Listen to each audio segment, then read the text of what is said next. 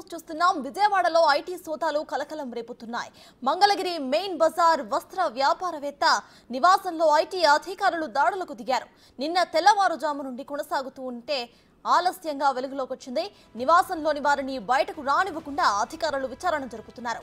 అనధికారికంగా కోట్ల రూపాయలు ఉన్నట్లుగా సమాచారం అందడంతో సోదాలు జరిపారు. సుమారు 10 కోట్ల వరకు నగదు, 25 కోట్లు విలువ చేసే డాక్యుమెంట్స్, ఎఫ్డీలు ఉండవచ్చని అంచనా వేస్తున్నారు.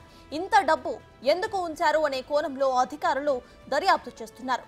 ఎన్నికలకు సంబంధించా లేక చిట్స్ వ్యాపారానికి సంబంధించా అనే దానిపై వివరాలు సేకరిస్తున్నారు.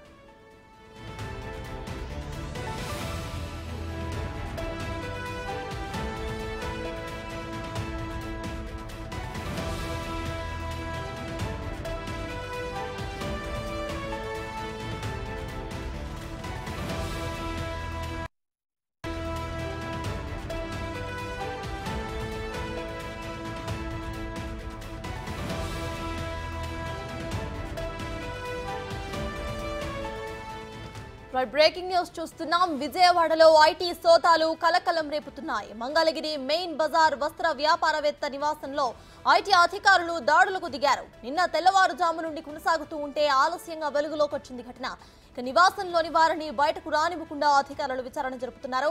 అనధికారికంగా కోట్ల రూపాయలు ఉన్నట్లుగా సమాచారంతో సోదాలు జరిపారు. సుమారు 10 కోట్ల వరకు నగదు, 25 కోట్లు విలువ చేసే డాక్యుమెంట్స్, ఎఫ్డీలు ఉండవచ్చని అంచనా వేస్తున్నారు. ఇంత డబ్బు ఎందుకు ఉంచారు అనే కోణంలో అధికారులు దర్యాప్తు చేస్తున్నారు. ఎన్నికలకు సంబంధించా లేక చిట్స్ వ్యాపారానికి సంబంధించా అనే దానిపై వివరాలు సేకరిస్తున్నారు.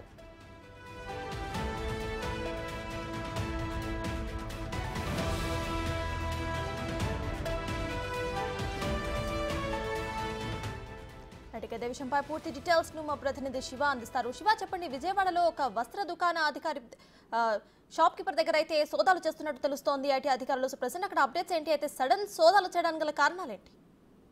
మొత్తం మీద చూసుకుంటే కనుక గుంటూరు జిల్లా మంగళగిరి కూడా రాజధాని ప్రాంతంలో నిన్న మధ్యాహ్నం నుంచి కూడా ఐటీ నగదు, బంగారు, అయితే ఒక వ్యాపారవేత్త అధికార పార్టీకి సంబంధించిన కూడా గుర్తించారు. బాలకానికి రమేష్ అనే ఇంట్లో నిన్న మధ్యాహ్నం సోదాలు సాగుతున్నాయి. అయితే ఈ రోజు వస్తువులు కూడా ఎంత బయట రాకుండా అధికారులు చాలా జాగ్రత్తగా విచారణ చేపడుతున్నారు. అధికారికంగా దాదాపుగా కోట్ల రూపాయలు ఉన్నాయన్న సమాచారంతో సోదాలు నిర్వహిస్తూ ఉంది. ఇప్పటి వరకు మనకు అందిన సమాచారం ప్రకారం దాదాపుగా 10 కోట్ల పైన విలువైన డాక్యుమెంట్లను కూడా అధికారులు స్వాధీనం చేసుకుని తెలుస్తా ఉంది. ఎఫ్డీ, ఫిక్స్డ్ డిపాజిట్ చాలా ఉన్నట్టు తెలుస్తా ఉంది.